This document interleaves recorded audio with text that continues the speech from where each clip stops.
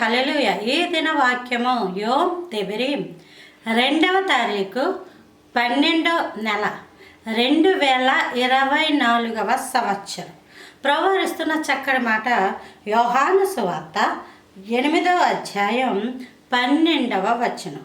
మరలా యేసు నేను లోకమునకు వెలుగును. లోకములోనే ఉన్నాము. అయితే లోకము ఎక్కడుందంటే చీకటిలో ఉంది. అందుకని దేవుడు వెలుగుగా మన కోసం జన్మించాడు. హల్లెలూయా. ఆయనే వెలుగు. మన క్రియలు, మన ప్రవర్తన, మన బ్రతుకులు, మన జీవితాలు చీకటి. కాబట్టి చీకటిలో ఉన్న మనల్ని దేవుడు తన వెలుగులోనికి రమ్మని పిలిచాడు.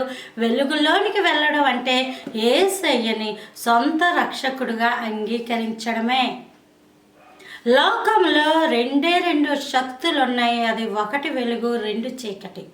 ఈ చీకటిలోంచి వెలుగులోనికి వచ్చిన జీవితాలు వెలుగువంతంగా, ప్రకాశవంతంగా, తేట తెల్లగా అనేక మందికి కనబడతా ఉంటాయి. నిజంగా చెప్పచ్చు వీరు వెలుగులో ఉన్నారని.